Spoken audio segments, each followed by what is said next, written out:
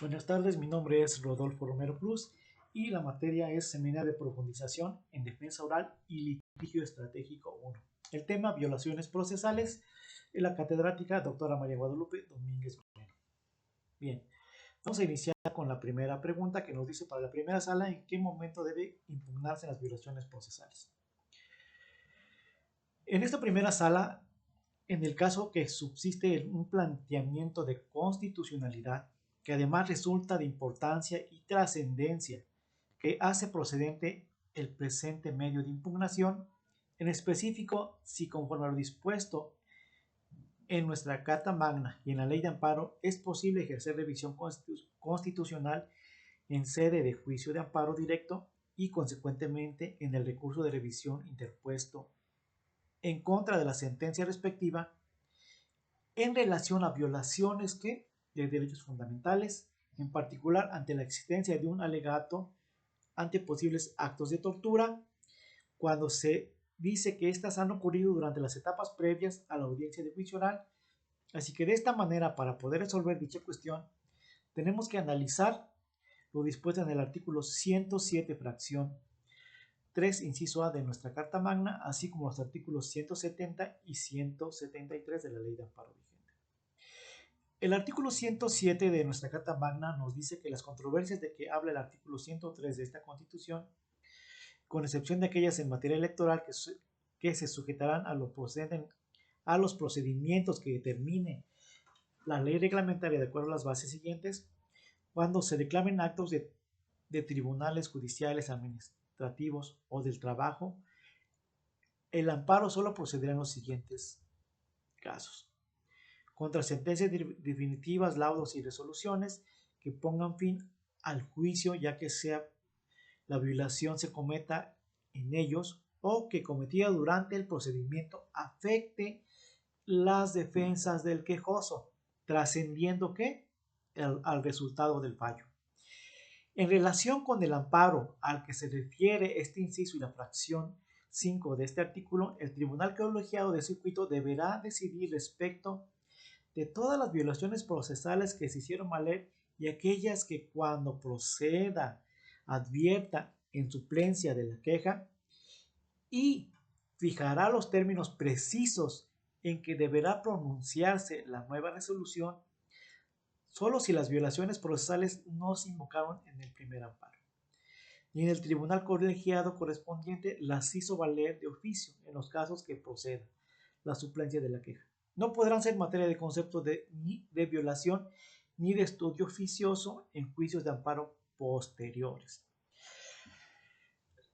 La parte que haya obtenido sentencia favorable y la que tenga interés jurídico en que subsiste el acto reclamado podrá presentar amparo en forma adhesiva al que promueva cualquiera de las partes que intervinieron en el juicio del que emana el acto reclamado. La ley determinará la forma y los términos que debe promoverse. Para que proceda el juicio deberá agotarse previamente los recursos ordinarios. Sabemos que en un juicio que tenemos que hacer primero, agotar todos los recursos ordinarios para luego hacer uso de nuestros recursos extraordinarios. De los que establezca la ley y por virtud de las cuales aquellas sentencias definitivas, laudos y resoluciones puedan ser modificadas o revocadas, salvo en el caso de que la ley permita la renuncia de los recursos.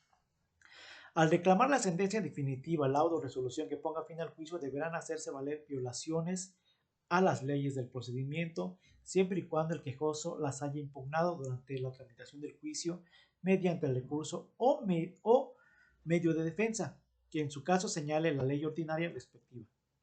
Este requisito no será exigible en amparos contra actos que afecten derechos de menores o incapaces al Estado civil o al orden o estabilidad de la familia y en los de naturaleza penal promovidos por el sentenciado.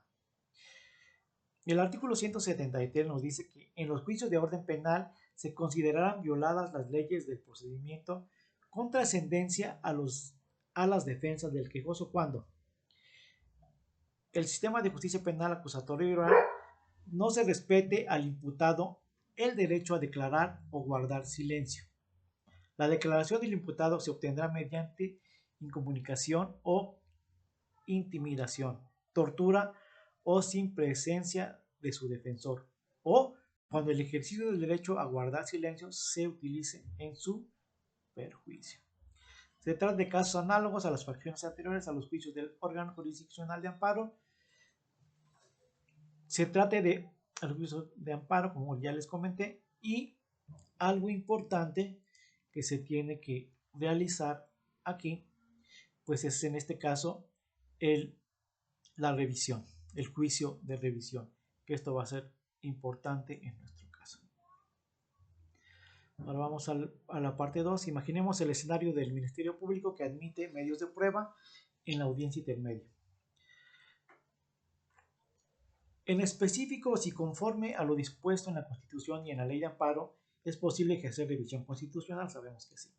En sede de juicio de amparo directo y consecuentemente en el recurso de revisión interpuesto en contra de la sentencia respectiva, en relación a las violaciones de qué, como ya vimos, de los derechos fundamentales, en particular ante la existencia de un alegato sobre posibles actos de tortura, cuando se dice que estas han ocurrido durante etapas previas a la audiencia de juicio oral. Se violó en su perjuicio el derecho de defensa adecuada. Esto se le otorgó en tiempo suficiente para hacer comparecer en los procesos, que también es importante. Se violó derecho al debido proceso ante los desacuerdos de los peritos. También hay que tener en cuenta que la importancia aquí que tienen los peritos en esta etapa. ¿Por qué? Porque ellos van a determinar pues si una prueba es válida o no es válida. Bueno, yo en mi caso, por ejemplo, aparte de maestro en Derecho Procesal, soy perito en grafoscopía, documentos cuestionados, que eso también nos ayuda mucho, ¿no? A determinar ciertas cuestiones para saber, y no lo hago sino solamente yo lo hago para saber qué pasa en ciertas cuestiones, ¿no? ¿Qué pasa, por ejemplo, en algún documento? ¿Qué pasa si las huellas corresponden? ¿Cómo puedo saber si las huellas o no corresponden? Pero generalmente yo traigo a un asesor jurídico que me ayude, ¿no? Por ejemplo, cuando hay un detenido, yo no soy experto en cómo detectar un hematoma.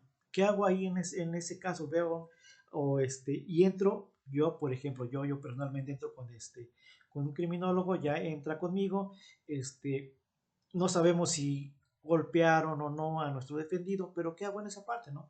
Que este amigo que es un criminólogo que sabe, que es experto en eso, pues ya le dice, ¿sabes qué? Quítate tu ropa, quítate o quiero revisarte, y yo lo revisa, le toma las fotos pertinentes, y eso pues en particular a mí me ha ayudado mucho. ¿Por qué? Porque yo al llegar con la policía nos dice, ¿sabes qué? Ahí está, o él nos dice, no pasó nada, no lo torturaron, pero al momento de revisarlo vemos que tiene algunos moretones, tiene algunas cuestiones ahí, y pues eso nos va a ayudar mucho en nuestro trabajo, ¿no? Una persona así que tenga ese tipo de conocimientos nos va a ayudar mucho a tener ese tipo de cuestiones de violación de los derechos humanos fundamentales, torturas, como yo le digo, que son importantes. Eso de violar el debido proceso también es importante. Se violó también hay que ver todas las violaciones que se incurrió en esta parte, ¿no? Se violó el perjuicio del principio de presunción de inocencia, indubio pro reo, que también lo conocemos, sobre las pruebas, sobre que se desprenden que existieron, no sé, a lo mejor puede haber existido un arma, cambio de arma, hacer todas las pruebas peritajes, la prueba de radisonato, la prueba de grafoscopía, de dactiloscopía, todo ese tipo de pruebas que son importantes hacer para determinar pues si nuestro defendido pues es culpable en este caso. Sabemos que este recurso, ¿qué pasa con este recurso? Este recurso, ¿cómo es? Es vertical. Este recurso es vertical y podemos impugnar la sentencia dictada en la audiencia constitucional, las resoluciones que decreten el sobreseimiento, las que condenan o nieguen la suspensión definitiva, las que modifiquen o revoquen la suspensión definitiva, las que nieguen su revocación o modificación, así como las que decidan el incidente en reposición de constancia de autos. Además de todas estas impugnaciones dictadas en el amparo indirecto, también se pueden combatir a través del recurso de revisión, como ya se los comentaba yo. Las sentencias que se resuelvan sobre constitucionalidad de normas generales que establezcan la interpretación directa en un precepto de la Carta Magna o de los Derechos Humanos, establecidos en los tratados internacionales de los que el Estado mexicano sea parte. También la detención, ¿cómo fue la detención de nuestro quejoso? Fue ilegal, se vulneraron algunos derechos fundamentales de seguridad, de legalidad, los previstos en el artículo 16, en el artículo 7 o en algunas convenciones de derechos humanos. Durante toda la secuela del proceso manifestó su... Algo importante es eso, que por ejemplo aquí durante toda la secuela del proceso, ¿qué pasa? Muestra su inconformidad. ¿Por qué? Porque fueron violentados sus derechos humanos. Y estuvo reclamado y estuvo, ¿qué pasa? Con el acto reclamado y motivado de todo lo que pasó. Como ya les comentaba yo, que yo hago y siempre lo he hecho cuando tengo un detenido, ¿no? No voy solo, o sea, siempre va en este caso el criminólogo que sabe de los hematomas, sabe cómo pueden ser golpeados, cómo pueden ser causados algunos, eh, algunas lesiones, algunas lastimaduras. Él puede tomar los datos correspondientes, las impresiones fotográficas, todo ello lo puede tomar. Así que eso también es importante, ¿no? ¿Y qué tenemos que hacer con todo esto? Como ya les dije, tenemos que tener el acto, el reclamado debe estar debidamente fundamentado y motivado. Y acreditarlo, pues acreditado que fue, en este caso, que fue torturado o que fue, o que eso, que estas pruebas pues no fueron admitidas, ¿no? Y la respuesta de la autoridad responsable también en agravios, la violentación de los derechos humanos, que se verifique bien que el quejoso, violentaron esos derechos humanos y que la autoridad responsable pueda examinar y nos proporcione aquí el juez, con el juez tengamos los testimonios y las pruebas, ¿no? Que eso también es importante, ¿no? Y pues el recurso de revisión, pues como ya lo tenemos que saber, se tiene que